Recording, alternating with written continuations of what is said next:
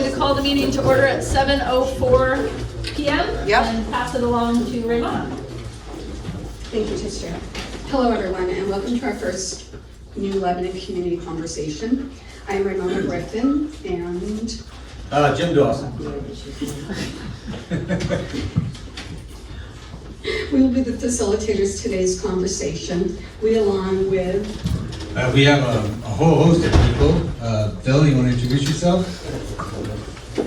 Hi everybody, I'm Phil Ortiz. I'm a member of the committee and I'll also be serving as the timekeeper at the, sorry.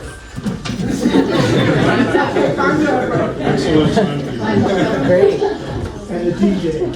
So, you'll all have 2 minutes to speak. I'll have this up for most of the time. When you have 15 seconds left, I'll put this up. And when your time is up, I'll put this up.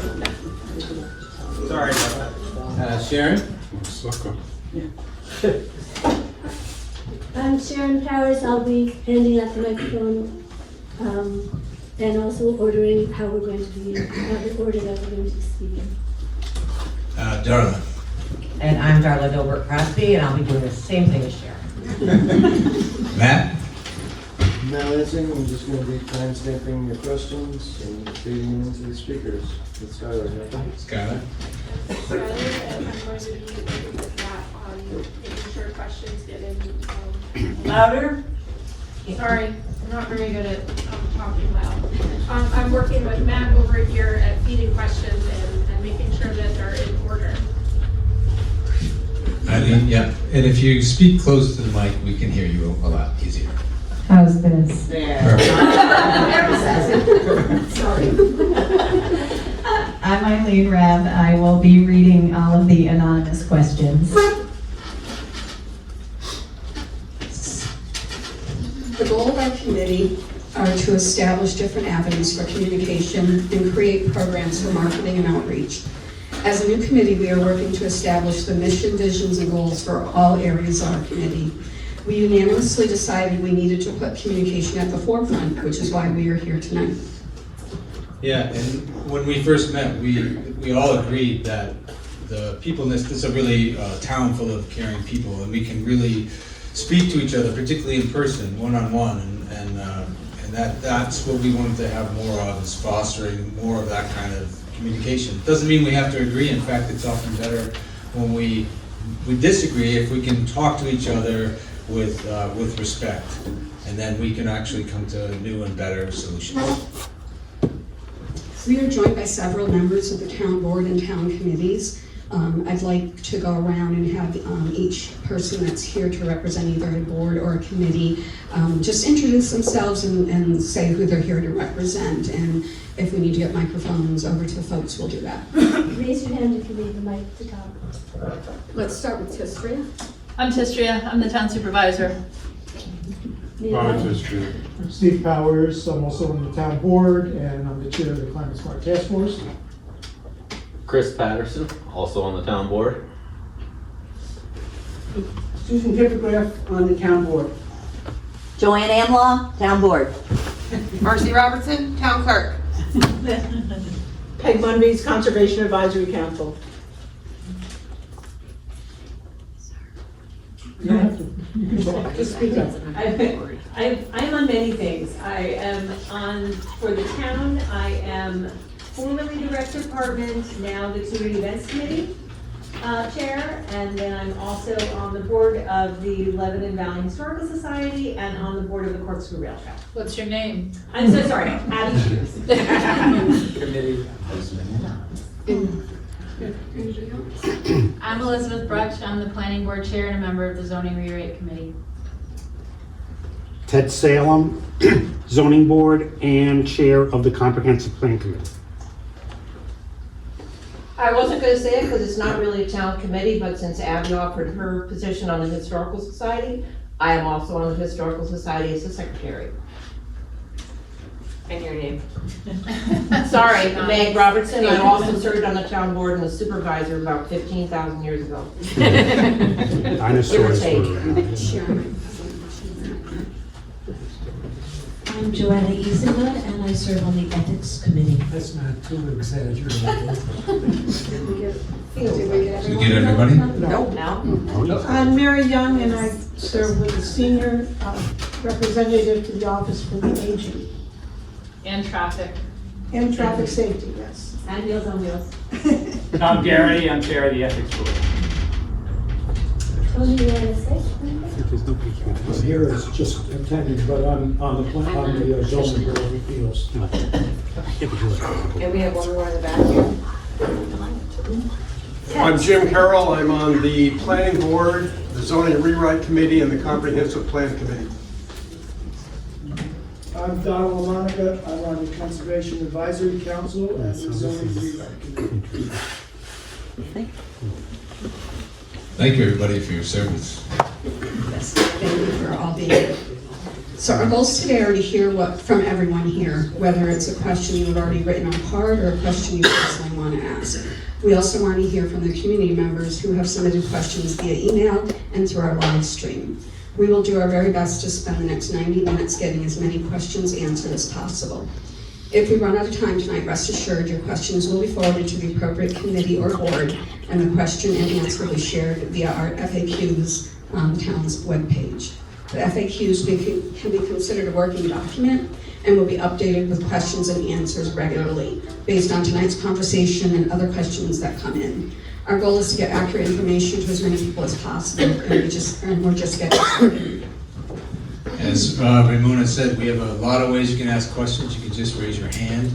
There are cards there that can be anonymous, or you can have somebody else read them, one of the committee members. People online can also submit questions electronically.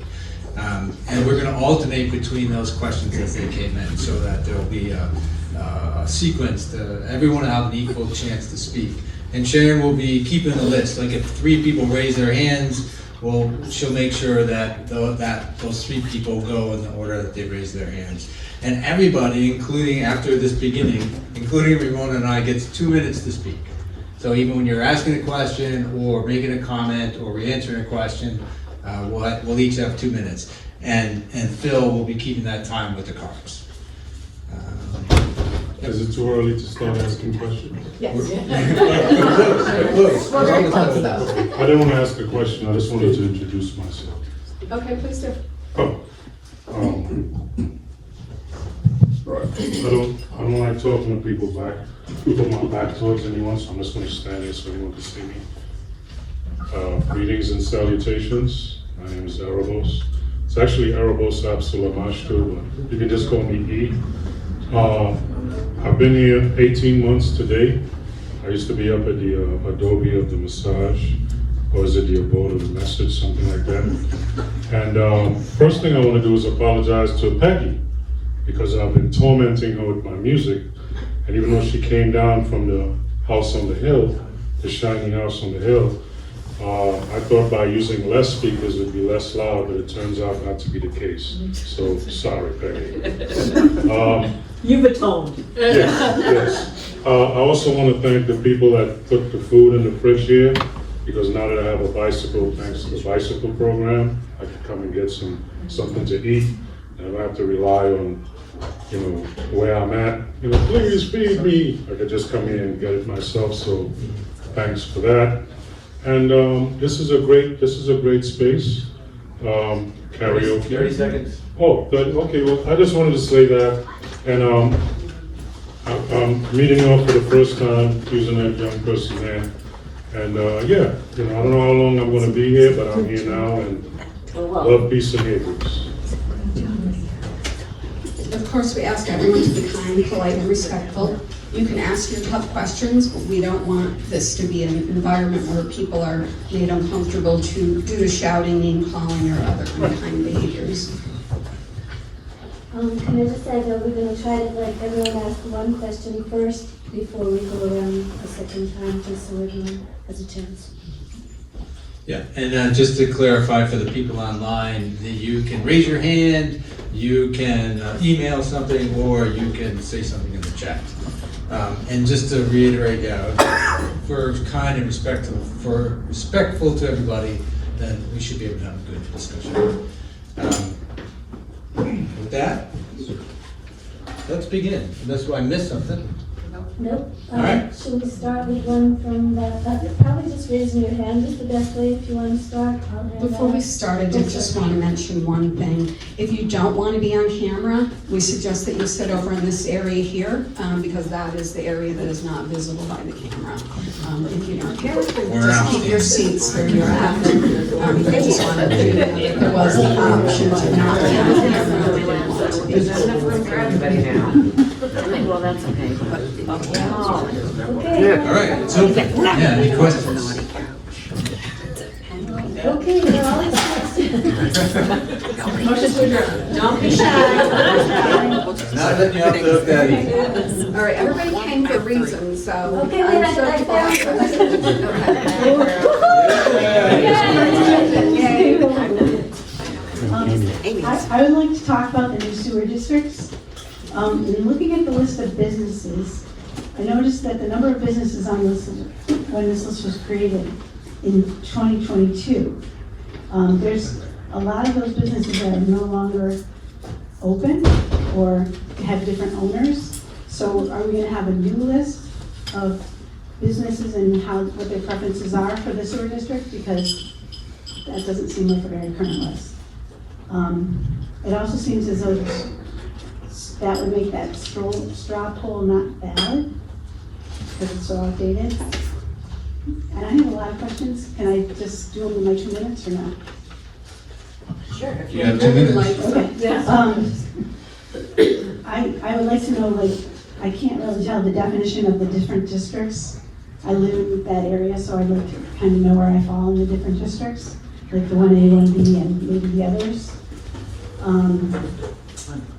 I also have a well that's closer to the road, and I'm wondering if pipes can be run actually even in front of my house, because it would be closer than the 100-foot area that needs to be distinguished between where your well is and where the sewer is. And another question is, I know that the project's being done by the CAC, so it seems to me it would be best if the CAC people were the people that went out and interviewed the people that live in each district, and that it would be better not to create a possible conflict of interest by adding in other people, interviewing people. That seems to me it's not a good idea. And then also it's like, are we allowed to opt out? And if we do opt out, will we have to pay a fee for opting out? 30 seconds. Okay. It would be good to add just on one topic, if it's all on the sewer. It's all on that. Okay. Okay. So if we are truly allowed to opt out, is there some sort of a legal document that we can sign so that we don't later on get charged for what we thought we were opting out of? Those are my questions. It's a lot. Thank you. And who would like to address those questions that's here tonight? Okay. Also, I want to point out that Brendan Becker, the engineer for the project, is online, and so he may be able to provide some information as well. Yeah, excellent, because I am not an engineer. But those are great questions, and Greg, can you use the mic, because people online... do you want me to use the mic? Okay, they won't sorry, be able to hear you. Sharon. Thank you. Sharon offered it. I wrote the questions, thank you. I think I'm good, thank you. But but don't go too far. Yes, this started as a joint project with the BEDC and the CAC. CAC's involvement is really water quality. We have a drinking water source protection plan that it's a long-term plan. So that's how I got involved with it. The straw poll in 2022 was something that the town board asked us to do to see if there was interest in a feasibility study, because the town board didn't want to do it unless people were interested. That's all that was for. That's the end of that. That's the sum total. They asked for the feasibility study and it prompted the town board to do it. Okay. So that's done. Yes, we are talking to everybody from the blinking light all the way down to the old Hess station, from the 2022 corridor to the old Hess station. And I've reached out to you a couple times. We would absolutely love to sit down and talk to you. We did prepare a sheet. I have extra copies if anybody wants them. So that's who we're approaching. We're approaching everybody. Everybody on the two sides and on 5A. So, Up to you, pretty much.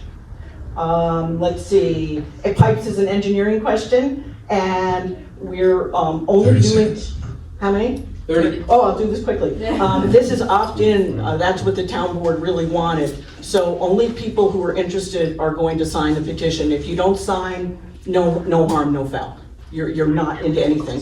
The district is a little different than what you think of it is. It has to be contiguous. So if 1, 2, and 3 want it, but 4 and 5 don't, pipes may be laid to 6 and 7, but nobody will have to pay if they don't want it. That's the understanding. That's 2 minutes. Thank you. And then just so you know, if people ask questions and we don't get to it, we're keeping, you can see Matt's keeping track of them.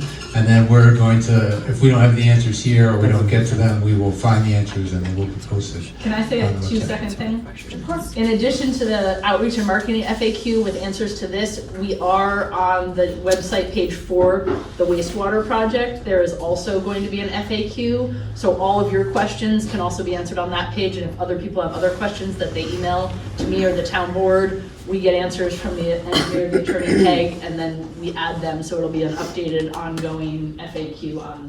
And I could link the two. What's that? The wastewater? Yeah, Sharon, there's a page for current projects. And it'll be there, but I could link the two, so whatever I put in one will automatically pop in the other. Could we do a anonymous card? Oh, sorry. Anonymously, yes. Anonymous reader. The voice. Can we schedule a community conversation to discuss noise from the raceway?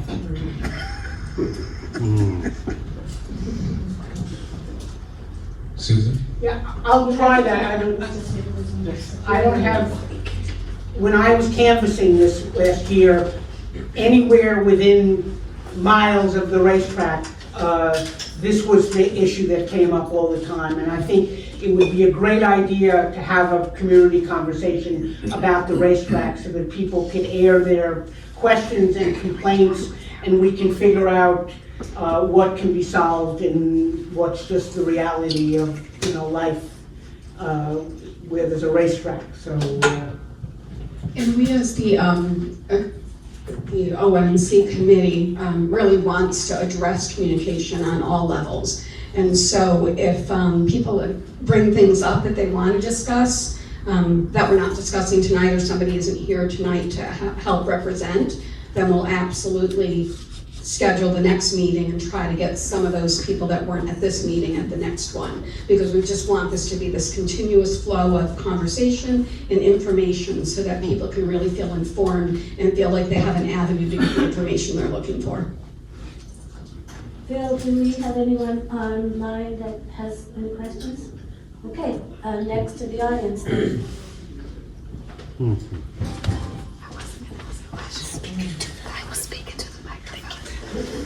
I really wasn't going to ask any questions tonight, but I have. Oh, sure. I swear it wasn't. I swear it wasn't. But based on the question that was just asked, what safeguards is the town board and/or the district going to put into place to make sure that those that opt out are never forced to opt in and are never forced to pay?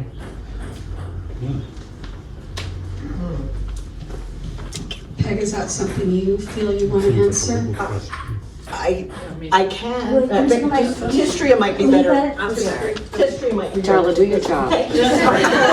Sorry, Get in your steps in, dog. So it is a voluntary opt-in mechanism, so we're literally creating the puzzle piece to be who wants to be in there.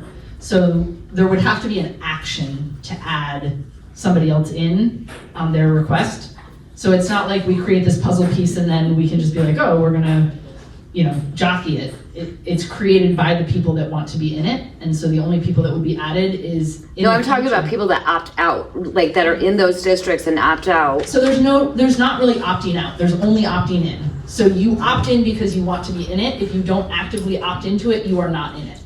But if the pipes are going through the front of the house, is there anything that's gonna stop in the future, maybe a future board that will say, I'm sorry, you're in the district, you have infrastructure in front of your house, now you need to pay? I mean, you guys can set the standard for this board, but is there a safeguard for a future board to make sure that doesn't happen? I mean, typically with town board action, this board could be like, we are not going to charge people to put their curtains down, and we can't then prevent a future board from charging people to put their curtains down. You know, we can ask the lawyer, but like, a board can't dictate what a future board could do. So a future board could be like, everyone that lives in New Lebanon is gonna pay a tax for using their toilet, whether you're out. Well, and that's the fear that everyone in New Lebanon will end up paying for the district as well. But I'm saying a future town But you board- can't stop it, I guess. A future town board could also be like, we're putting a sewer district through the entire town, we don't care what you think, we don't care, like, right now, 5 years from now, a board, even if we don't do this, a board could come in and be like, we're putting a sewer district in, we're the only town that I've heard of that is doing the opt-in option. Most boards say this is good for the town, this is what we're doing. So let's say we take no action right now. In 5 years, a future board could say a sewer district is going in, we are requiring all these people to be in it. So I guess what I'm saying is your what if exists right at this moment. Yes. And it doesn't change by us doing a sewer district that is an opt-in sewer district. It stays the same as it exists right at this moment, which is yes, a future board could force people to be in a sewer district. Yep.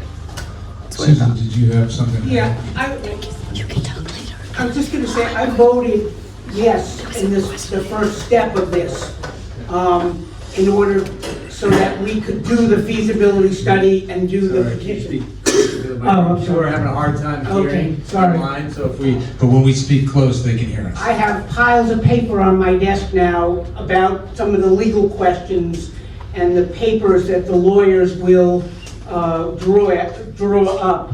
I haven't decided whether or not I'm going to vote yes on the second phase of this. And in order to make any decisions, I'm going to want to see what the lawyers are saying on these very questions. So this is a real issue. But again, we cannot protect people for all of eternity. We can protect people now and try to do our best to protect them down the road. So. Can we have another anonymous question, please? Oh, sorry. Go. Sorry. State law 209E refers to sewer districts. The only people who can create a sewer district are the property owners in that district, not the residents, not the tenants, the property owners. And if they vote in the majority to create a district, and that's not what we're proposing here. This is an opt-in.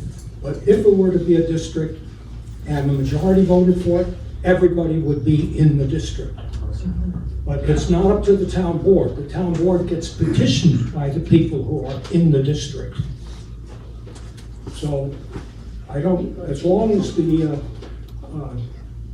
majority of people do not want to be in a sewer district, it won't happen. The town board can't mandate that everybody's in a sewer district. It still has to be a vote of the property owners. And again, not the voters, the property owners.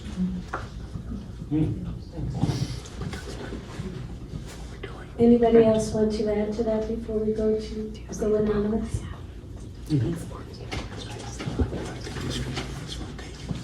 I still want to know the distance in the piping. Go ahead. Sorry. Let's get Brendan. Yeah. If it's the 100-foot distance from sewer to water or well is still in effect for the people that live on potentially where the wells are closer to where that would be. Brendan, did you hear that? Do you have an answer for that? Yeah.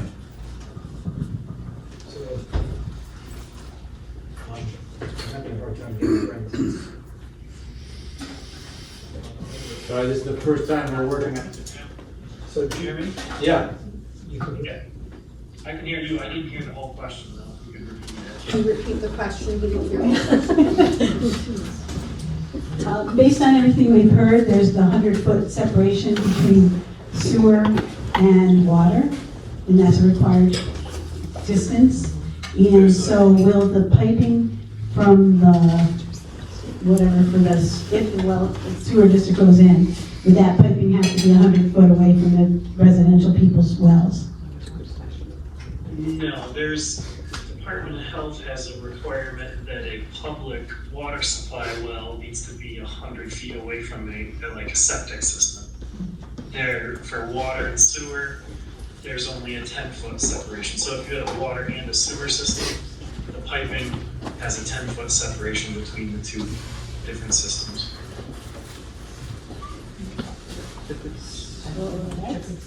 Jim, can you just have you clarify between a well and a public sewer? Yeah.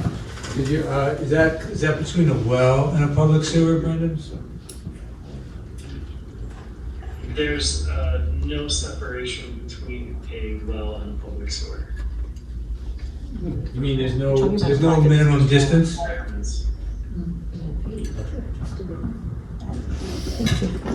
So that could potentially wreck all our wells? That could potentially be allowed to wreck all of our wells? So the concern is if there's no separation, will that potentially damage or wreck the wells?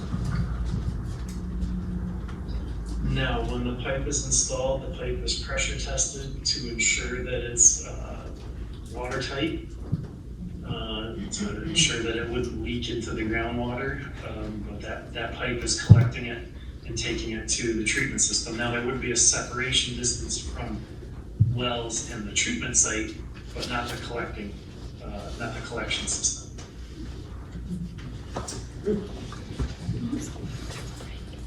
Okay, so that's understandable, but it's also understandable, certainly I've heard it in Pittsfield where the pipes have broken. And it gets onto my people's property. And so, who's responsible for that? So if there were, did you hear that? If there were to be a burst pipe and then some wells were contaminated, who would be responsible for that?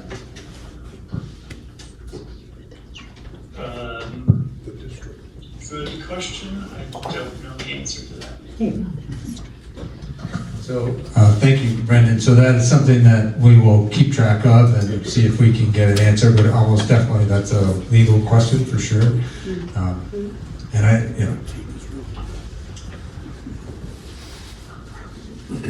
yeah, I mean. Not me, anonymous.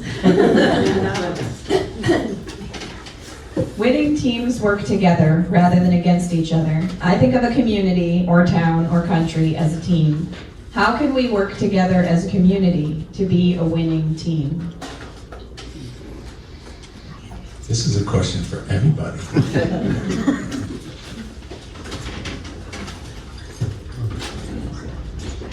Hi, Trina Cordy. 10 years ago, I was on the planning board for 7 years. And I just moved back to town in January. I love New Lebanon. And I've noticed there's been a lack of wanting to work things out together in some social media stuff and at some town board meetings. And what seems to be lacking is people listening to each other and asking questions rather than making definitive accusatory statements. And so I love this community gathering where people are asking questions and information is being supplied rather than some of the other forums where people are making definitive statements saying this is happening, or this is not good, or this is for the town, or this is against the town, or this person is not a good person. And that is divisive. And it also, without a dialogue, information goes out there, but there's no way to figure out if it is truthful or helpful. And so, in my experience on the board, it was helpful when people would speak with each other rather than at each other. So again, I love this, and I love that questions will be getting answers later, even if they cannot be supplied tonight. So thank you, question askers and answerers, and thank you everyone for being here civilized and respectful. I appreciate it, and thank you. Does somebody have a microphone for Chris?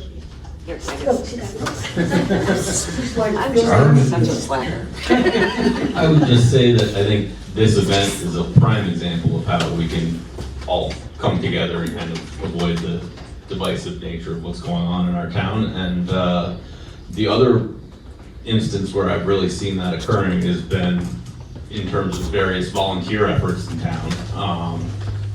I can think of a few that I've been a part of where I've been very pleasantly surprised at how well people who, in a lot of other instances, could be at each other's throats are working hand in hand with each other to get things accomplished. So there's a lot of ways to volunteer, and I would highly recommend anyone who can to step up and do so, because you might be surprised at how well it works out. How do people find out where to volunteer?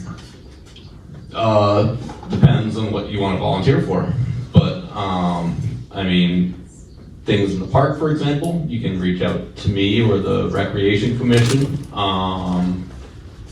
It really depends on what you're interested in doing, but whatever, or regardless, reach out to me or a town board member and we can steer you in the right direction. Susan's also a volunteer rep, so she has a database going, so you could reach out to Susan and she would put your name on the database and reach out to you for various events. Marcy is raising her hand. You can things are in the town newsletter and on the. You can also. Microphone. Hello. No, Marcy's. I actually don't even need one. I need it. Okay.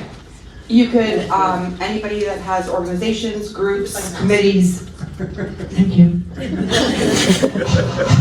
you'd like to put notices out for volunteers or activities, you can always send it to me. It can go out in an email blast, which then goes on Facebook, also goes on our website. Maybe we can also have a spot on the website that has volunteer opportunities, if we don't already. Not a bad idea. Just so that people can constantly keep up with things. Good idea. I think we're going to, we have another Anonymous question? We are. Not anonymous, a live stream question. Excellent, from the web. We just did an anonymous and we had a gentleman raise his hand, so. Sorry, my bad. I could, I'll wait, I don't mind. I'm getting a little busy. Before you answer the question, I just wanted to add to what everybody was saying here in relationship to the last question. And I think that the town can be a team. I think that as individuals, we have way more in common than we have of difference. And I think, like, I'm sorry, what was your name again? Trina. Like Trina was saying, like having dialogues, but actually speaking to people and having conversations and not just speaking at them, but speaking with them. And I think when we do that, and when we break down those walls, that gives us that opportunity to work as a team and to feel like a team. And I feel like this committee is going to navigate us in some ways through that, and hopefully we start to see more people coming and more people feeling part of this community and part of this team. Thank you. Okay, we have a question from the live stream from Tammy Warner. She'd like to know what product will be used for the surface of the playground.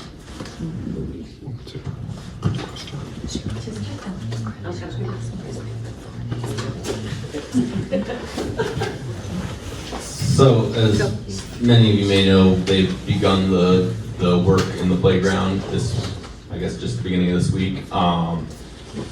They are currently digging things up and they will be putting in a new poured-in-place surface, which is a major upgrade from the fall tiles that were kind of rubberized tiles that we were originally going to have.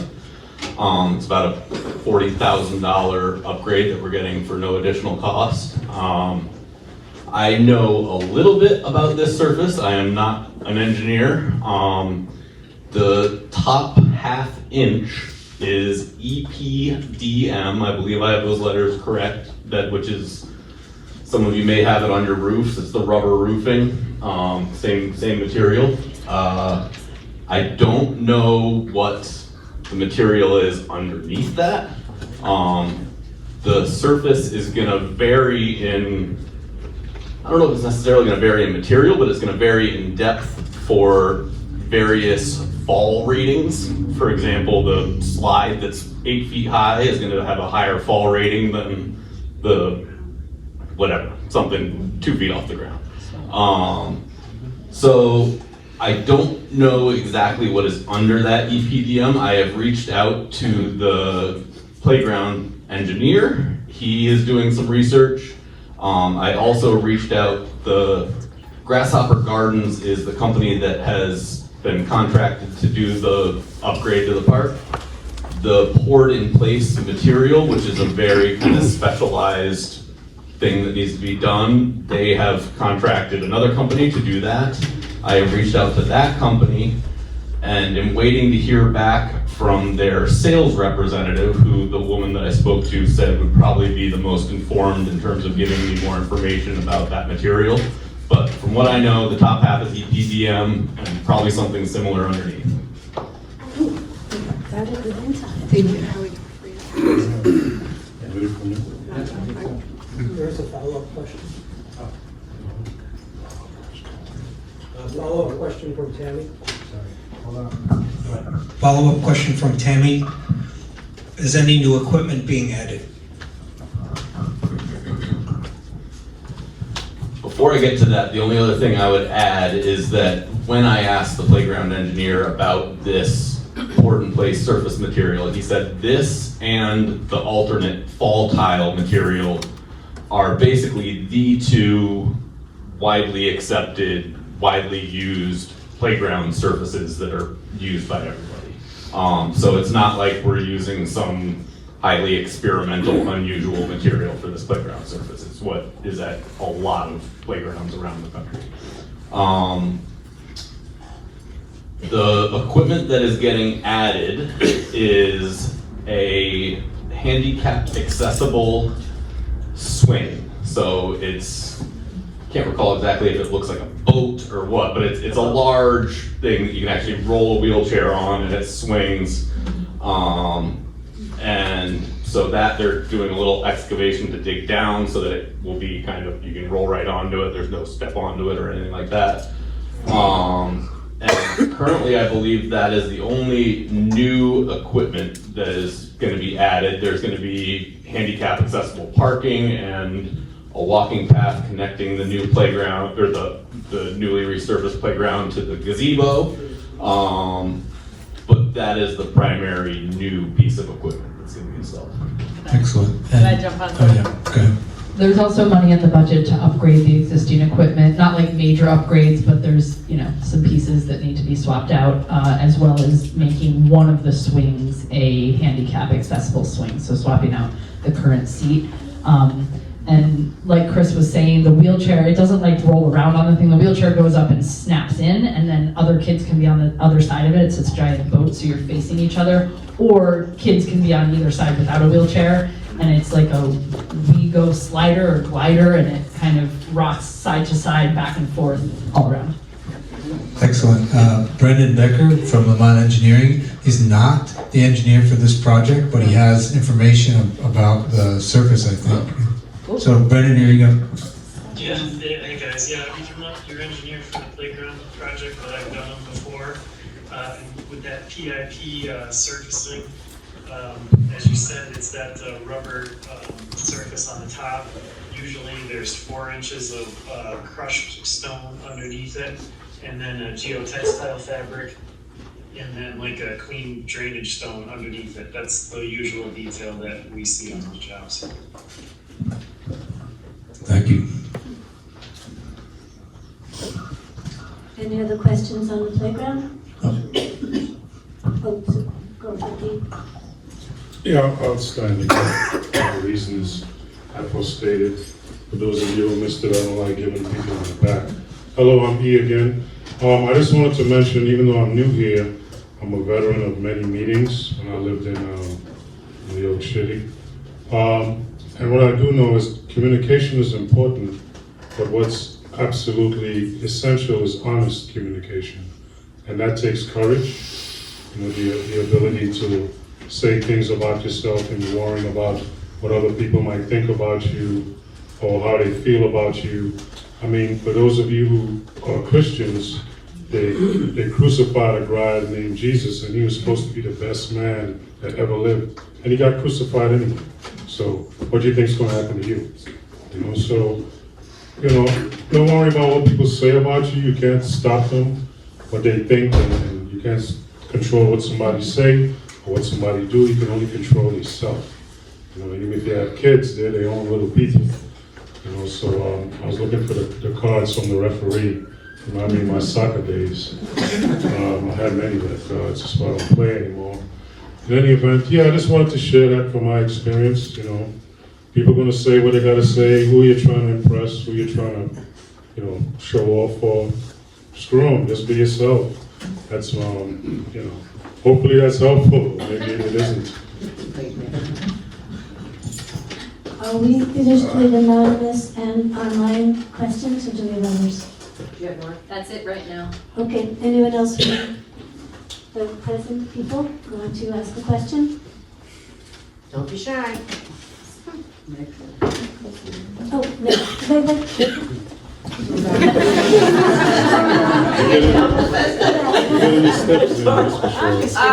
Leading up to, I was really glad to hear about that. Right up to your mouth, Meg. I was really glad to hear about the handicap accessible swing that's going to be added to the park. That's excellent.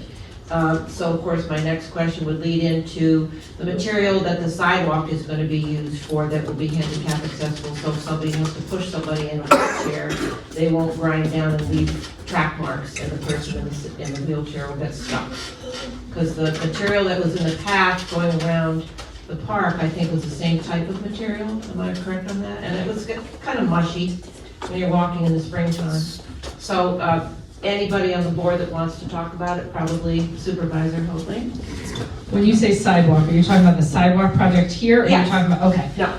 The town board has voted to upgrade to concrete, so the sidewalks are going to be concrete. So you are going to, okay. Yes, so the sidewalks are going to be concrete. We applied for a second round of TAP funding. If we do not get that TAP funding, we are going to afford the upgrade to concrete by not bringing in the curbs like originally planned, which means there's a lot of money saved without doing new drainage and stuff. If we get the new TAP award, which we should know by December, we are still going to, so no matter what, we're doing concrete. But then we're going to do concrete with the original proposal, which was also narrowing the lanes to slow traffic and bringing those curb cuts in. But either way, current funding that we have already or getting the new grant, it will all be concrete sidewalks. And if we get the new grant, we will also be going to Shafford Park from the high school.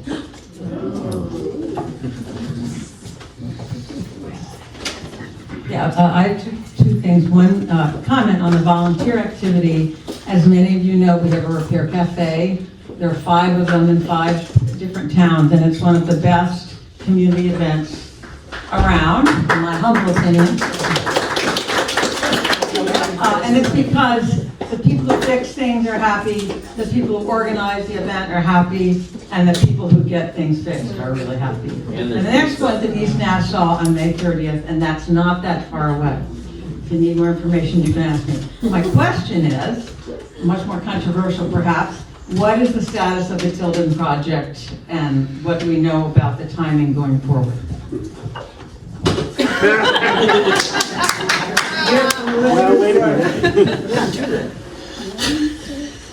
So the planning board cannot comment on active applications that are currently before it. I can say that all of our meetings have been recorded if you want to catch up. They've been before us since June of 2025.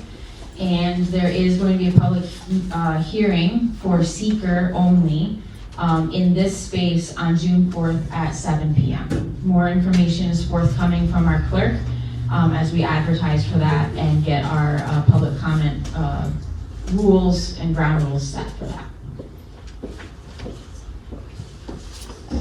Sure. I have a question related to the upcoming public hearing. If a person is not able to attend in person, what is the best way to submit comments? The best way to submit comments if you cannot attend in person is to email them to our clerk. It used to be pzclerk@townofnewlebanon.com.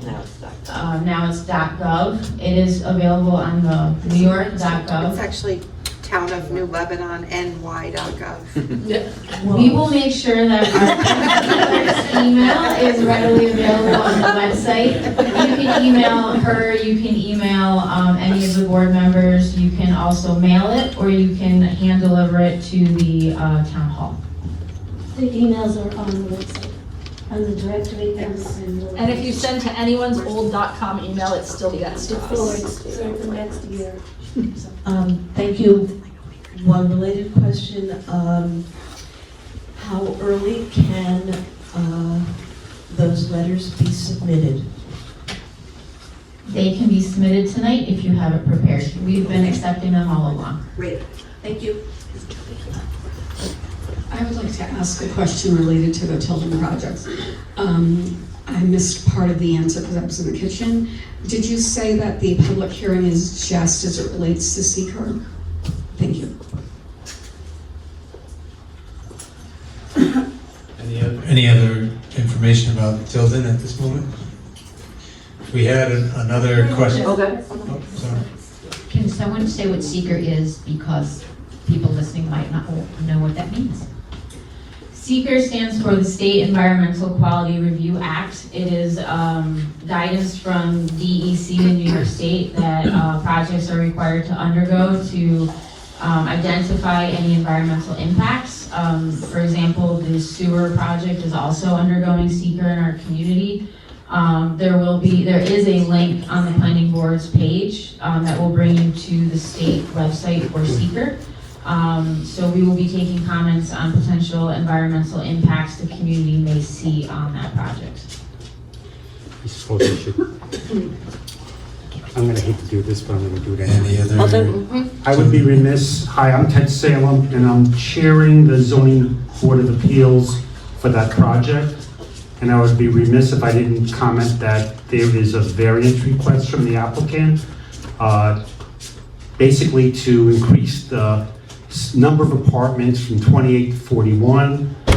That process has been basically put on hold pending the planning board's seeker review.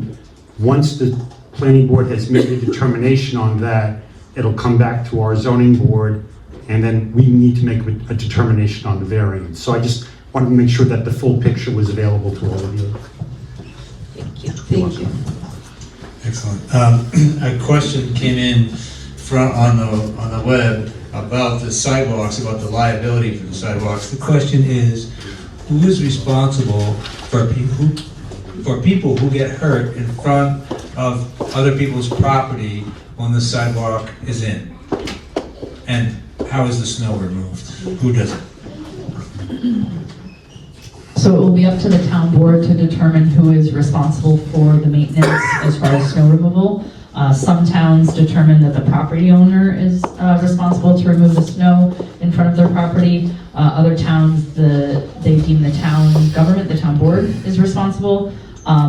It will be decided by the current town board when the sidewalks are finished, but the current town board and prior town boards since the project started were all unanimously in agreement that it would be the town that would be responsible for maintaining the sidewalks, that we would not put that onto the private property owners. As far as liability goes, the same as right now. So if somebody's walking in front of your business on the grass or in your parking lot or on the road, the person is likely to sue the town, the property owner, the state, DOT. So none of that changes except that it becomes more safe for people to walk. So it's less likely that there will be an injured person versus right now when there's traffic whizzing by and high school students walking. But the liability, again, people are going to sue any entity possible, and that will include the town, the state, DOT, the property owner, but it's no different than it is currently. So I have a question now on that one. Much like you said with the sewer, the town board at this time, the existing town board, and you said prior, agreed that you believe the town board, or the town, excuse me, should be responsible for the upkeep or shoveling and such. So you're saying a new town board in the future could change that? So this is an up and down kind of thing, just like the sewer? So my understanding of town government, because it's come up a few different times, is that town boards cannot tie future town boards into any action. So it will take action of a town board to undo a prior town board's action, but like when we create policy or local laws or zoning, a future town board has the authority to make changes, and so, yeah.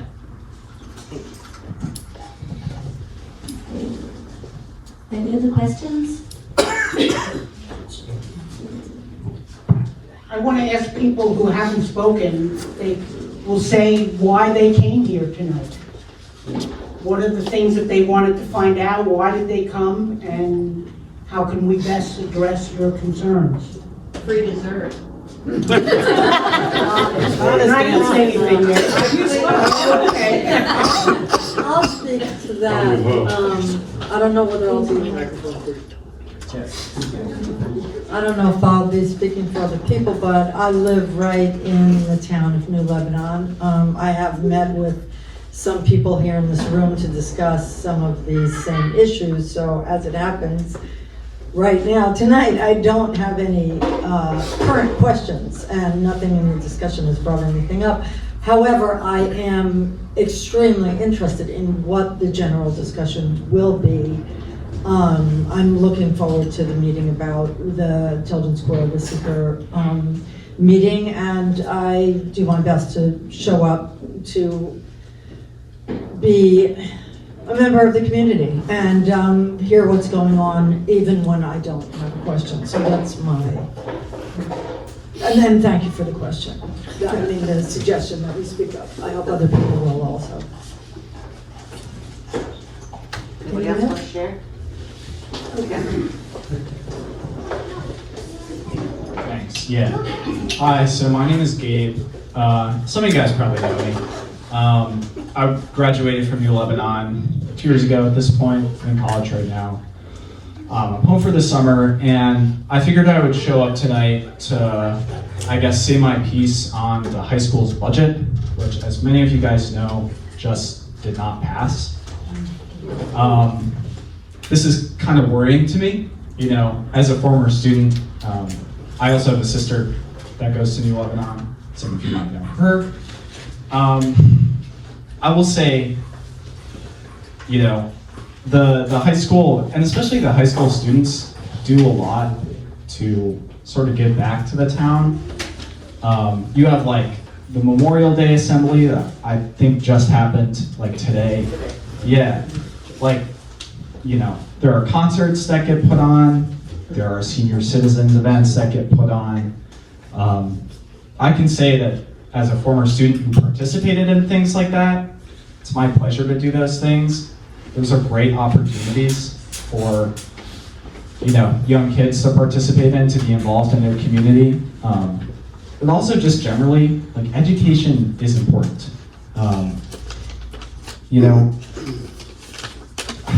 how do I say this? I did not really come prepared. I obviously, as you know, just got here. I really want to say my piece. Tell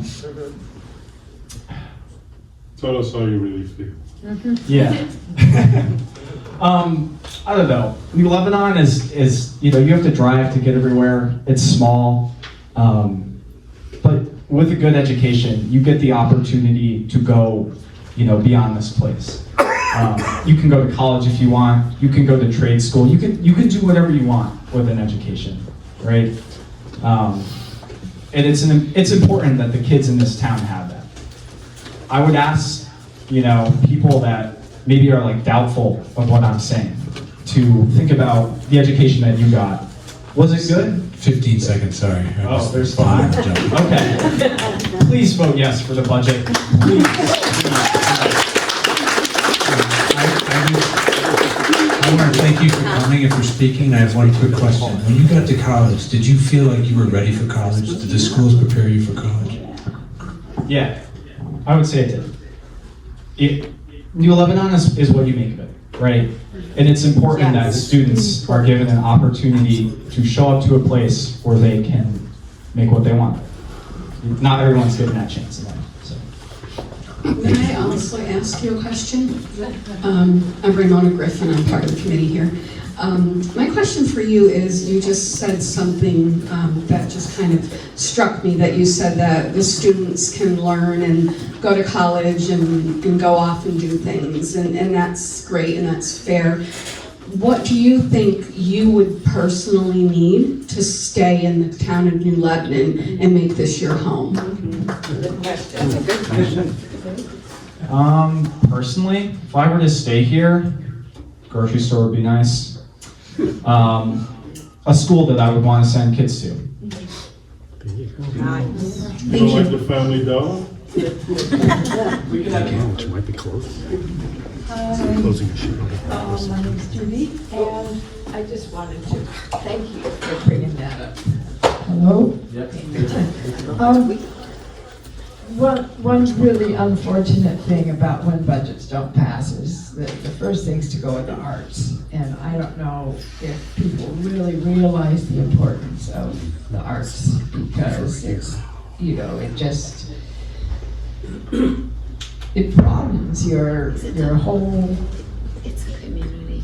horizons and allows you to be like a critical thinker and just creative, and it's just so important. And kids need that. I mean, kids really need to find their voice, and that often happens when they're involved in the arts, whatever form it takes.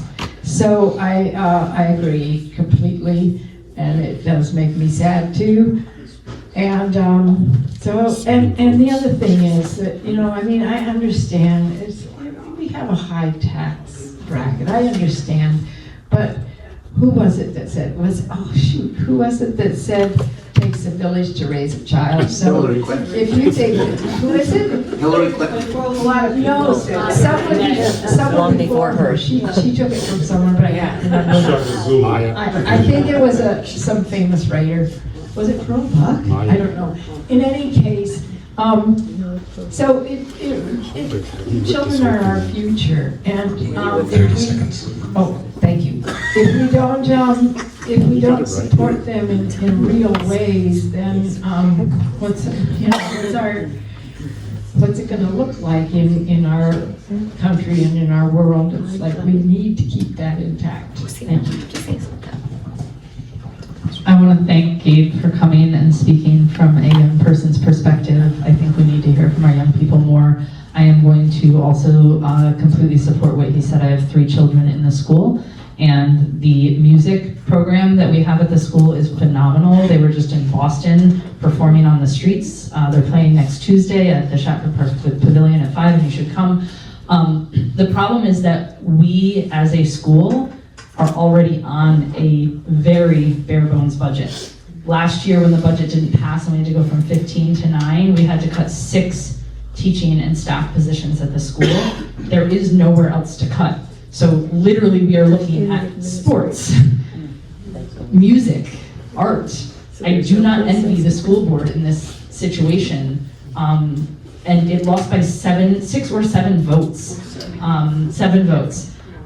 Every other school in Columbia County also needed a supermajority because they had to go up more than the requirement to just get a simple majority, and they all came out and supported their children and said yes to the school budget. New Lebanon is the only school in Columbia County that did not, and that to me is very, very disappointing, and it makes me sad, and my children were in tears asking if they could switch schools if music gets cut because it is that important to them. And so I would ask the school board, because I know there's members in this room, to potentially consider putting it back out at 5.9 or 6, and we will get you those 7 votes. We will make an active campaign to get out the vote and make sure that it passes. And Otherwise, we're looking at cutting programs that will absolutely detrimentally, negatively affect our children. 10 seconds.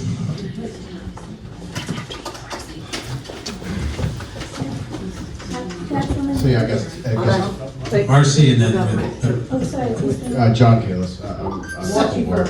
Oh, Marcy. we do Marcy first and then Joanne. Okay, so just to kind of tag along that, I think it's important to make everybody aware. We were not all aware that you did not have to be a registered voter to vote for the school budget. This is something I just found out after the election took place. I reached out to Board of Elections. They said the school dictates school elections. I reached out to them. They have certain criteria, but being a registered voter is not a qualification. So why do you have to sign in? That you'll have to talk to the district office, but I did speak to Matt about it today. As far as I know, you do not have to be a registered voter in order to vote for the school budget. You have to be a resident of the county, school district, 18 years of age, and I think that's why I wanted to go before you, so you could follow up on this for me. We need some clarification if that is the fact. News to me. It was to me as well. So, just something we all need to work on and think about. So we just left board meeting. Gabriel just said, I want to close. Can't hear. Gabriel said, I want to see what the town meeting looks like, so that's what I'm so the board has decided that we will go for the 6%. It's public knowledge because it's a public meeting. When you say go forward, can you explain what you mean? So we had the option, we had a couple options. One is to go with the contingency, right? Could you put your mic on? Hear you. I'm sorry. One option is to go with the contingency budget, which means we don't raise taxes at all, and all non-mandatory programs are cut. That includes things like sports, doesn't necessarily include music, but includes like theater club and after-school clubs, all non-mandatory teaching positions, any community service. Librarians. Librarian gone. Librarians are non-mandatory. We do not want to do that. So our other option was to go at the tax cap. But still, that means cuts. And it also means that we're not compounding that money to next year. So our long-range plans, that 6% helps us get to a point where we're whole again, and we don't have to keep doing these going over the tax cap. So we decided that we're going to go with 6%. Of course, if that fails, we have to go into contingency. And that will be painful for the community. So all I can tell you as a board member is get out and vote with your conscience. Can't tell you to vote one way or the other. When is it? It is June 16th. There will be a public hearing on June 8th. We are moving our school board meeting to the 8th to have our standard regular monthly school board meeting. There will also be a public hearing for the budget, and people are welcome to show up for that. I'm sure we'll be packed. And then the election is on the 16th. Can you explain what a contingency budget is? Like I said, a contingency. Do I have my amount of time limit here, or answer the question? Okay, so contingency budget, like I said, is we do not increase tax at all, but we are required by law to cut all non-mandatory programs. So like I said, that is sports, clubs, the pool will shut down, community service projects will shut down. That cannot happen. But, so we are pushing for 6%. Because if we don't continue to push for a little bit more money, we're going to end up in that place at some point. So we made a tough decision tonight to move from the 6%. So, like I said, people need to get out and vote with their conscience. Okay. Open. To follow.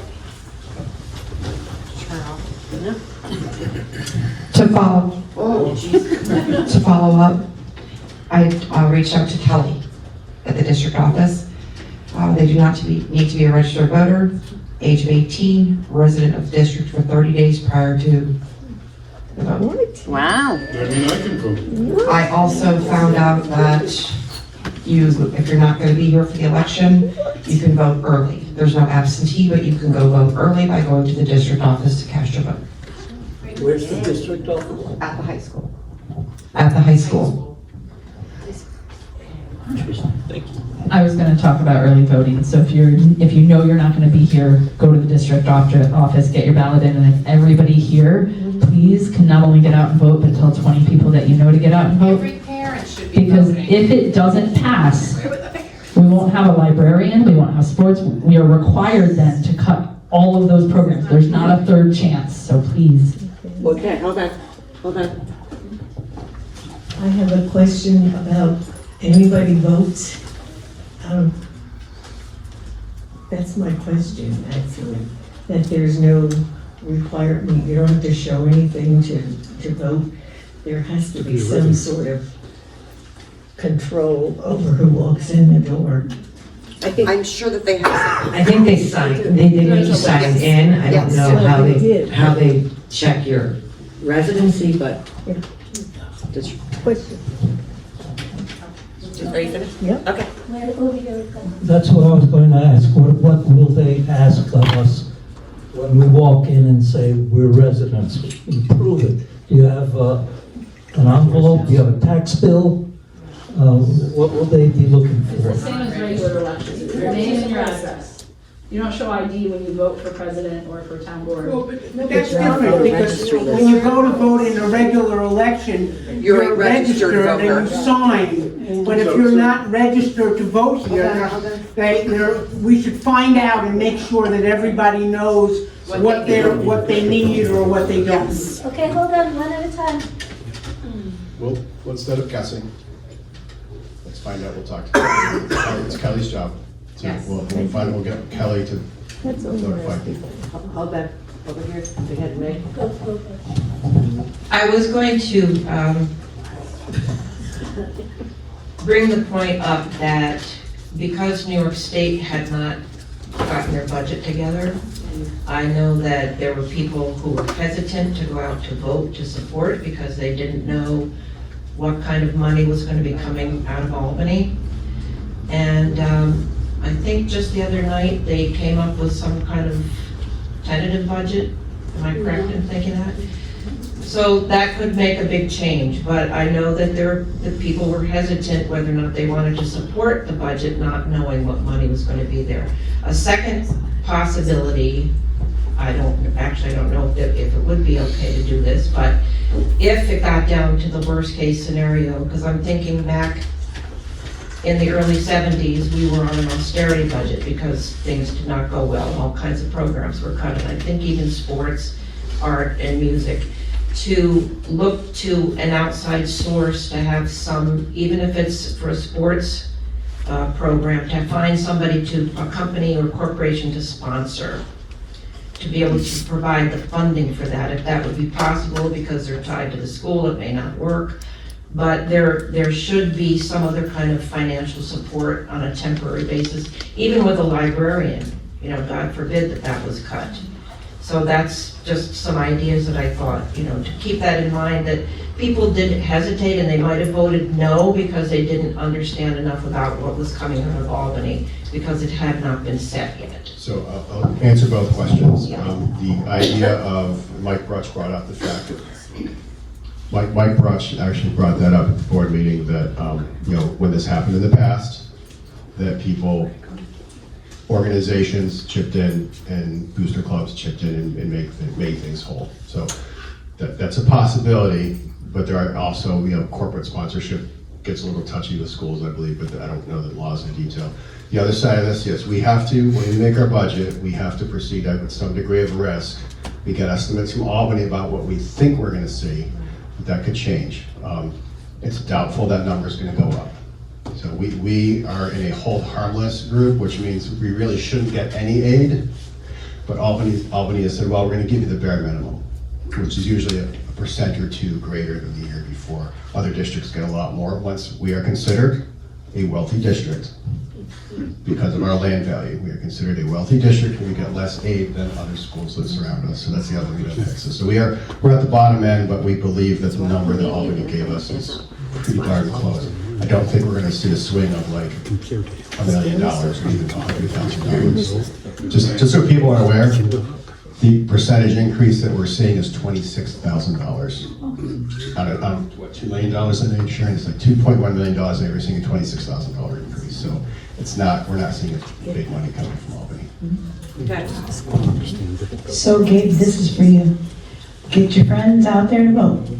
Anybody you went to school with, anybody older, get them out there. It's not, it was only a few people. It can make a difference.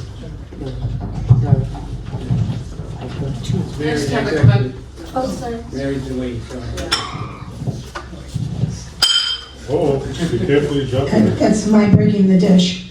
I'm Mary Young. I'm Mary Godfrey Young. I've lived here my entire life.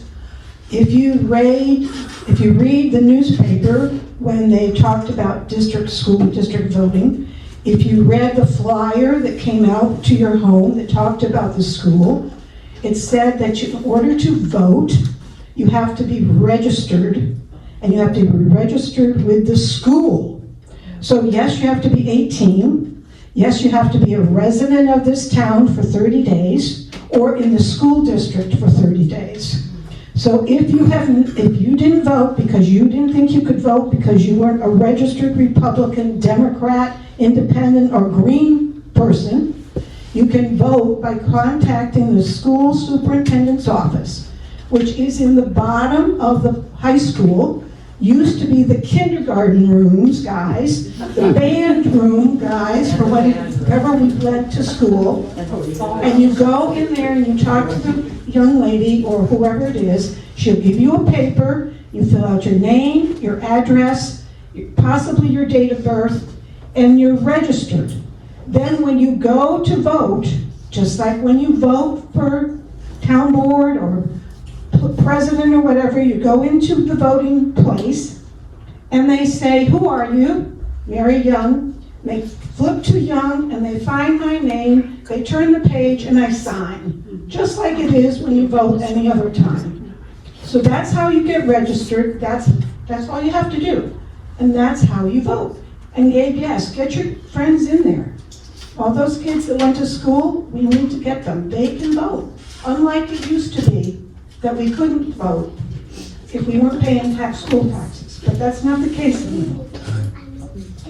So Mary, if you are already a registered voter, you do not have to do that extra step, just if you're not registered within the county. Okay. I just have a quick question. My son went to school here, but we vote in Chatham, so I didn't vote.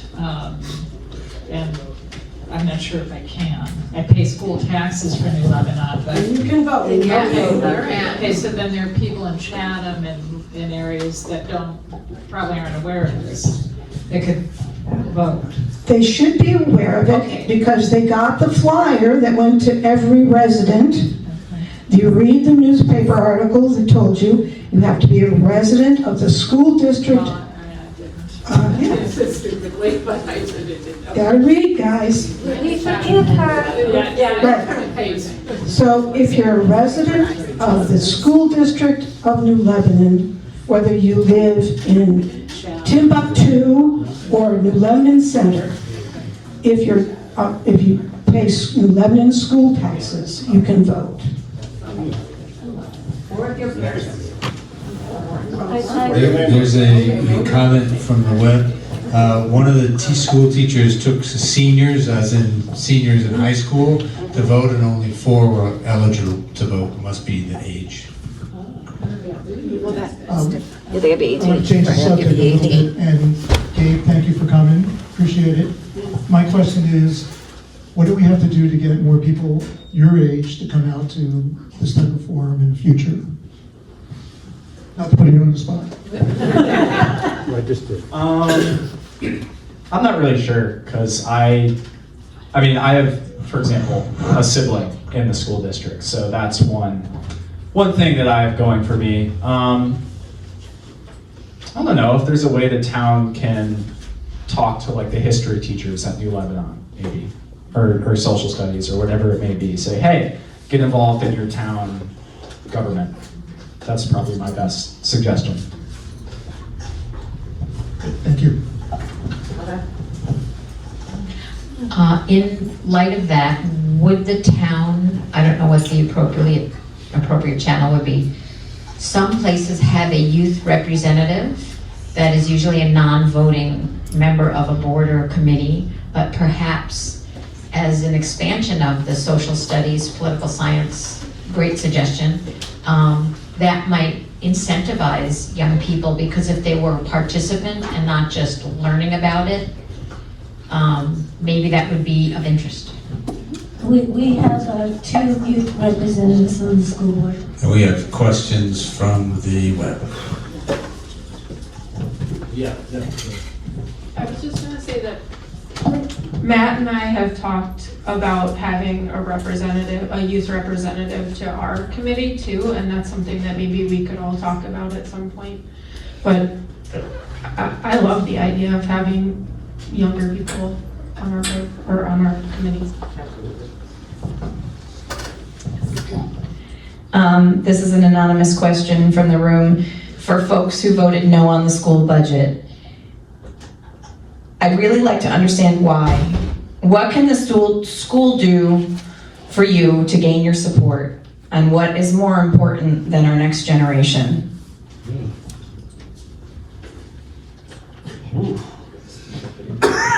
No voters want to respond? Yeah, anybody wanna? Any no voters in the house?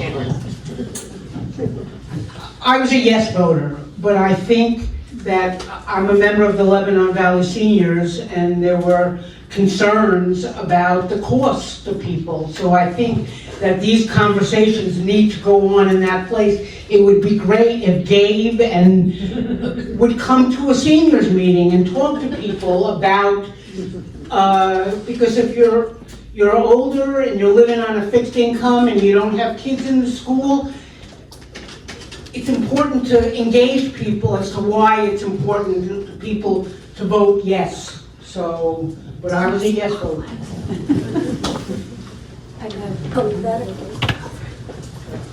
This man has had his hand up for a long time. Yeah, go ahead. He's next. I'm sorry. Yep. I think No, go ahead. You're good.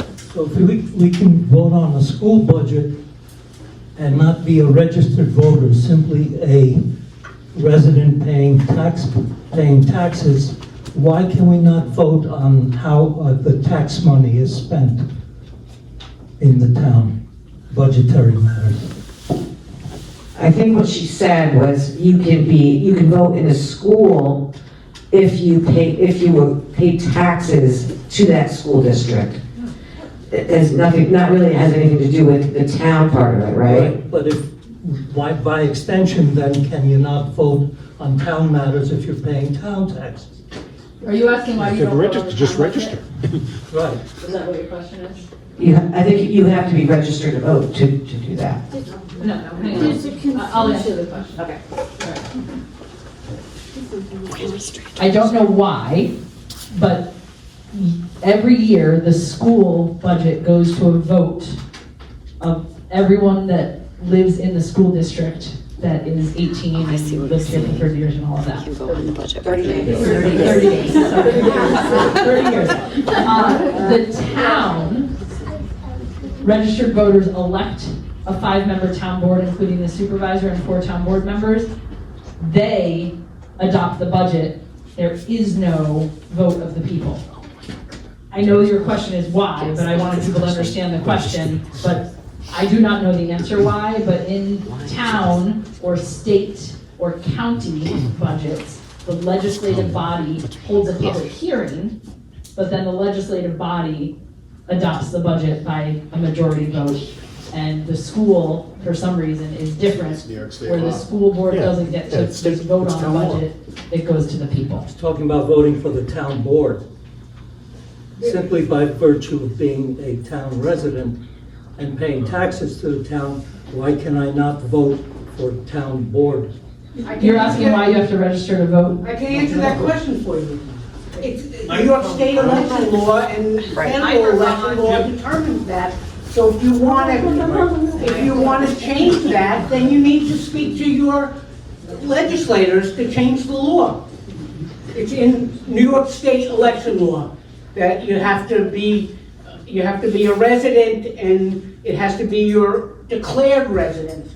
So if somebody is a second homer here, they live in New York City and they live here, they can't vote in two places, but they can vote, if their primary residence is in New York, they can register to vote here, and they can vote here. They just can't then vote in New York. So that's a different law than what determines, school budgets and things like that. It's a different set of laws. So that's, whether we think that's right or not, you would be welcome to register. You would be free to register to vote here in New Lebanon. So. Wait, hold on. No, you go. Okay, go ahead. I just want to say thank you to you guys being here, and it's nice to see the younger generation involved. I also want to say that the Comprehensive Planning Committee, the board members, everybody that's working on the future of this town, we have a lot of projects going on right now. I'm not getting into finances, but we need to be consciously aware of what we're leaving this generation for debt, and how we can encourage the younger generation to be here, and what can we do to get them involved and to make it affordable for them. So I was just gonna, can anybody hear this? No. I can't hear it in my ear. So when I bought a house in town with my husband, we were registered to vote in New Jersey, which was our primary residence at the time. I worked in New York State, but we lived in New Jersey, and we came here when we could, and we loved it here.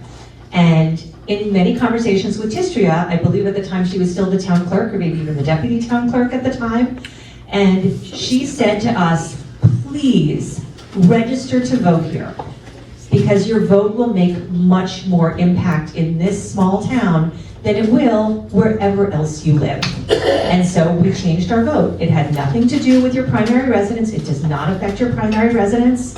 It doesn't affect your residency in that other place. It just is where you choose to vote. So if you're concerned about paying taxes here and you want to have a little more impact on that, then yes, you should be voting here rather than voting wherever else you might vote. My 2 cents.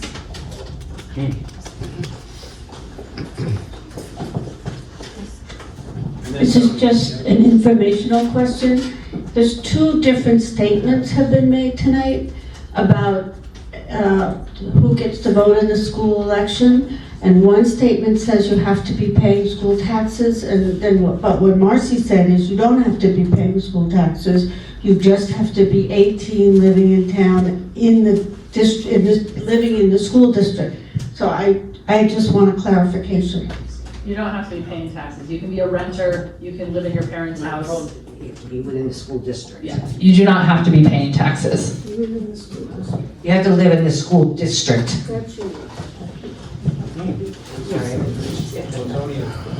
To this gentleman's question, we are a Republican form of government, small r. Just think about it. No place do you vote on a budget. You elect people that you think will fairly represent you. We elect Congress people. They're the ones that make the budget. So it goes all the way up. County government, state government, federal government. We never get to decide on budgets. We elect the people that we think will do the budgets the way we would like to see it done. I want to say one thing about school taxes. We have a very unfair, it seems, system of taxing because we only tax real estate because it's the only way that funds, that values can be determined in a consistent way.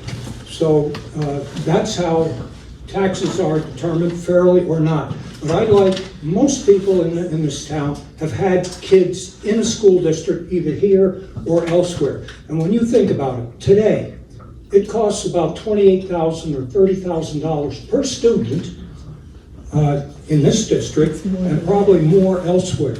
Now you figure 16 years and 12 years in a public school, multiply that, $360,000 times history's got 3 kids. We're talking about $1 million. You are never going to pay that much in real estate taxes, including town, county, school, and state taxes. People don't pay that much. So the schools really are a bargain in the sense that, one, it's mandated by the state constitution. And the last comment I would make is both to the town board. Tony, there's a switch in the mic, you got turned off. Okay. Both to the school district and the town board, there's this constant push to keep taxes low. My view is, in the town's case, we've gone, I think, 9 years without taxes being, the amount of money to be raised by the taxpayers has been consistently $1 million for 9 years.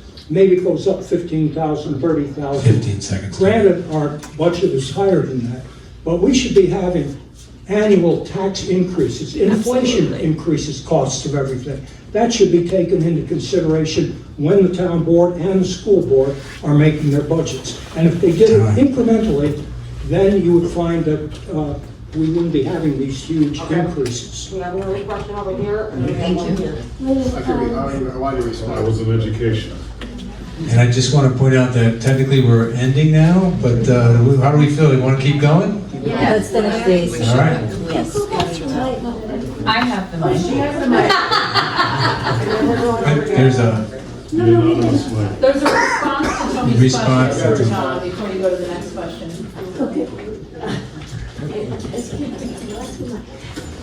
So you're correct. So the school board for many years, prior to my term, 3 terms, kept taxes flat. And by all rights, they were doing right by the taxpayer, and they were able to keep the schools running. But what's happened over time, we cut back a little here, we cut back a little there, changed this policy, changed that around a little bit. And they managed to keep that flat. But what that did, you left that compounding effect of that 1 or 2% every year is gone. You left $2.4 million on the table because of that flat tax. We would not be where we are today if we had just gradually raised taxes a little bit. My analogy is I'm a landlord.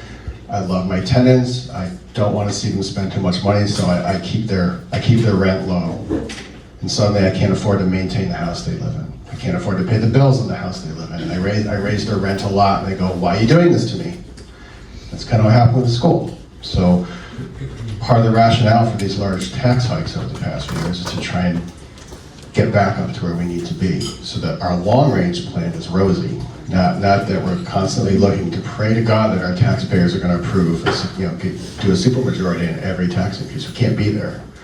We need to get it so we're doing a little bit every year that tracks this. I mean, we all get a little, most of us get a little raise in our income every year. We want the taxes to track cost of living, not have these huge incremental jumps, from year to year. So we're pushing to get back to a point where we can do that. 30 seconds. It takes time, but I appreciate the gesture, because it's dead on. It's what we should have been doing those incremental increases all along. Thank you.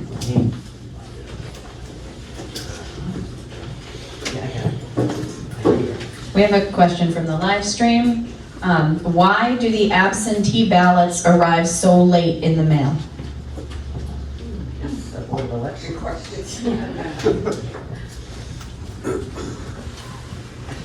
about the school or the regular elections? Don has the second. It's the U.S. mail. So, how many of you did not get a tax pamphlet in your mailbox? So the school tax notification pamphlet that we're required by law to send everybody via the postal service. A lot of people. Yeah, exactly. They were delivered to the post office, and they were walked directly to the post office, and people did not get them. So something is unfortunately wrong with the post office, and this happened 2 years in a row. Happened to the town too. Yep. Okay. Sounds like a conspiracy. Well, I'd like to thank everyone who came tonight, but most of you missed the program today at the high school, which was amazing. The band and the chorus were amazing, and you should have been there because they honored all soldiers, etc., for the weekend, live and dead.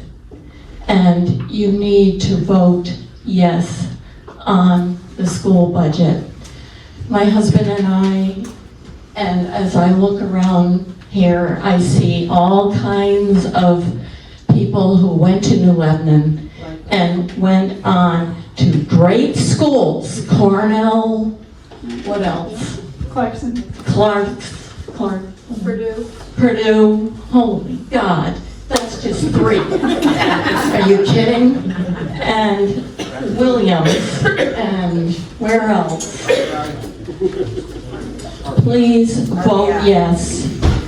It doesn't matter if you went on to some great college. It matters what our children are getting out of our town, out of our school. Please go and vote yes. Thank you. I have a question back here. Hi, Matt Lansing, committee member. Kind of have a statistical question for anybody that'll answer. What are 2 things you love about New Lebanon and 1 thing you would change? That's funny. Stay tuned, we have answers to that. Anybody got an answer for that one? Ted has one. So those are 2 questions that were on the community survey that the Comprehensive Plan Committee, Elizabeth, developed. And we will be posting the answers to that question within the next several weeks. So I'm not sure if this group can maybe do as good a job as what the community has done. We got very balanced feedback on those exact points. So, and that'll be made public and put on the website. So you're not going to answer the question personally? Is there anybody who hasn't spoken tonight who might want to field this question? Anybody? It's a good one I'll answer the for... question. Oh. You can stick his We moved here 23 years ago because we found a nice plot of land. We had no intention of having kids at the time, but we changed our mind and I'll plug the school because they've done right by my kids. I'm going. Everything, all the good things people have said about the school is dead on. I also like having open spaces. One thing I would change, I think, I recently deleted all my social media accounts, and I think we gotta stop litigating things and airing our grievances on social media, because it just creates nothing but hate and discontent. And some of the hate and discontent surrounding the school budget was really, really disheartening. Really disheartening, because that's not how you get the school board. You don't go through social media. You come to a meeting. You come to a meeting like this, and you tell people what you feel, and you let us explain why we have to do the things we do. So we got to stop. Just everyone needs to delete Facebook and Instagram.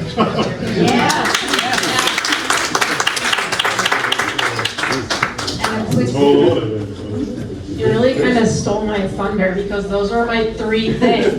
But I've been really surprised by how amazing our school system is. I've never been in a place with more heart and community than that school. And I think part of it is that we're underdogs. And I love an underdog, but I wish that we didn't have to crawl so hard or like be so scrappy. We could use a little bit more. I also really love the land. I worked outside 7 days a week here. And the thing that I would change is the divisiveness. I think it really is unhelpful. Well said. Hi, am I staying on the same topic? Yes. What's that? Who just got tired? One thing I love, community center, it is the heart as well as the library and a beautiful soul of freedom and sharing. And one thing I would change, I agree, is have the ethics and the courage, if you're going to criticize somebody, to criticize them fairly and to their face and in public. Going online is cowardly, and being able to say nasty things to people without any consequences other than spreading negativity is not democratic and with a small d. And it doesn't help, so yeah. And the other thing, just a reality check, If your property taxes, your school taxes are $100 a year, a 6% increase is $6. If your property taxes, your school taxes are $1,000 a year, your 6%, I believe, unless my math is wrong, is $60. And I know that that is too much for some people. If you're on a super limited income, that has an impact, of course. But it's worth it. It's like if you go to dinner twice a year or get 10 cups of Starbucks coffee, you've just paid for the school budget to have music teachers and gym class. So, thank you. Can I answer this? I just want to jump in. Let's jump in to say we have about 5-10 more minutes, and before we end, there is door prizes, and before we go, I'll tell you how to find out if you won it. I want to rectify one thing you said. So 6% increase in the levy does not equal 6% in your pocketbook, okay? Okay. And that's where a lot of people get confused. There's a bunch of math involved that gets confusing, but short stories, the 6% increase in levy does not always equal 6% out of your pocket. And it varies from town to town because some towns revalue and some don't. So it's been explained to me, I don't get it, but sometimes taxes are higher because a town hasn't done its revaluation, and then when they revalue, things change, so it shifts around.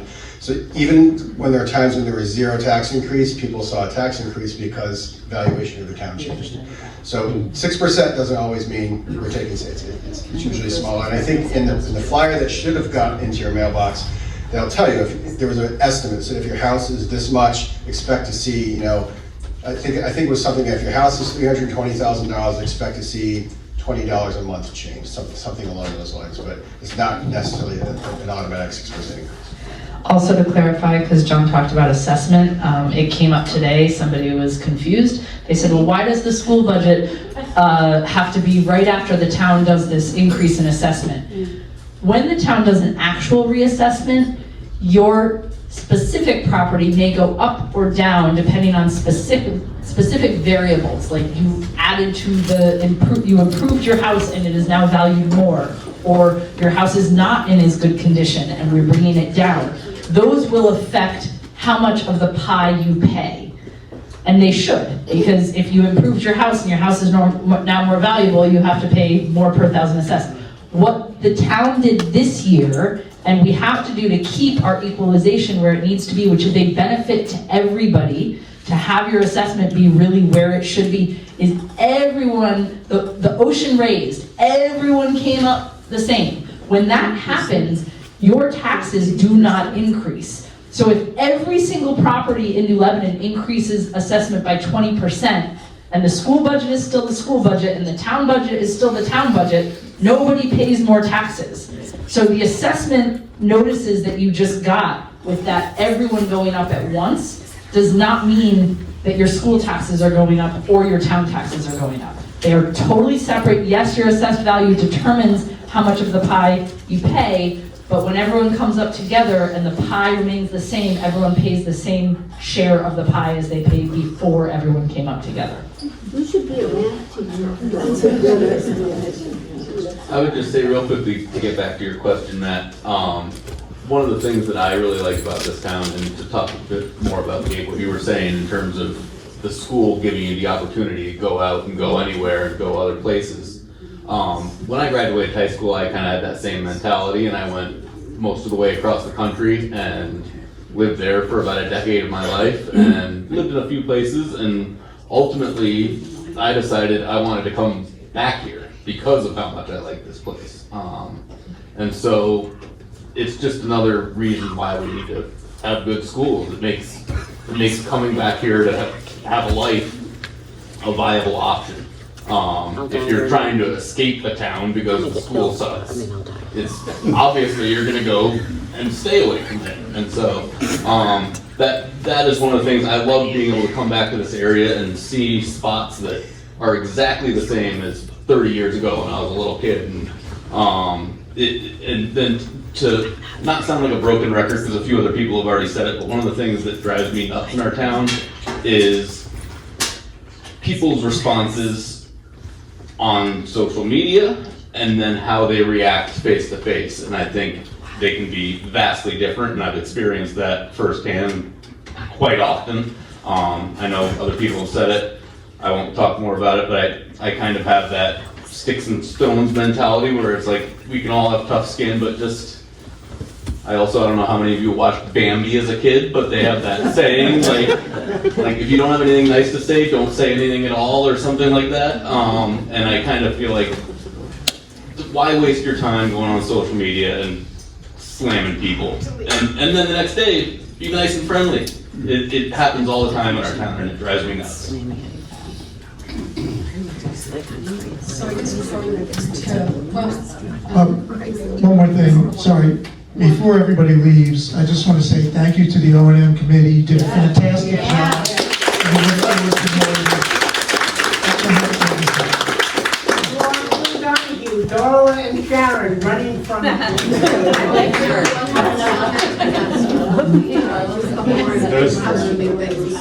This is going to be real quick. One question for Trista.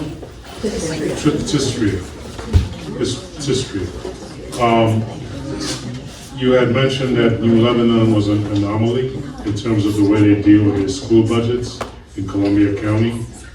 Wasn't you? I said we're the only town that didn't pass our school budget. But that's what I meant by an anomaly, meaning that it's different from all the others. And I was wondering why that was, and also if anybody needed help like cleaning up the place, I have some time. I'll help. Thank you. I have no idea the answer to that question. I wish I did. And with that, I am going to make a motion to adjourn at 8:45 p.m. Second. Wait, I'm sorry. Joanne seconded. I made a motion to adjourn at 8:45 p.m. Wait. Oh, I'm sorry. Okay, I heard last question. I was ready to go. Jeez. Just kidding, Marcy. Okay. we just had a couple more things, and we'll be real quick. First, I wanted to just mention to everyone that we think we're going to do this on a monthly basis. We really want to see how the community wants to input and what else the community wants to know. So if there are things that we didn't address tonight that you feel need to be addressed, please let one of the committee members know. We'll put that on our list of things that we want to talk about at the next one. And then when we feel like we have enough subject areas to talk, then we'll go ahead and plan another gathering like this. And it may be once a month if warranted, but it may be once every other month if it's not warranted. So we just kind of need to have that community feedback to determine that scheduling. So, please just get with us if you have something else that you'd like to discuss. And then I'll turn it over to Jim.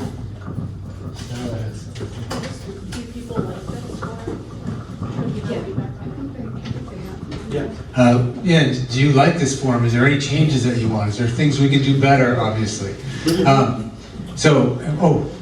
Names. I think we all should have said who we were before we spoke. Okay. So what you've all been waiting for is the door prize.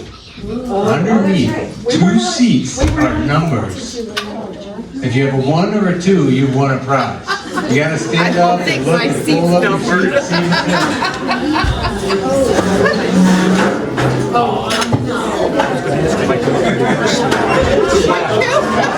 Tom has a 2. All right, Tom.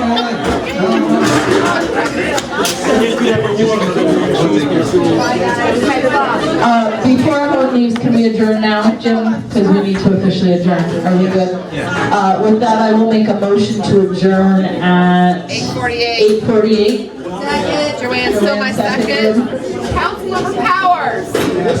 Councilor Amlaw. Yes. Supervisor Holtway. Yes. Councilor Tippegraff.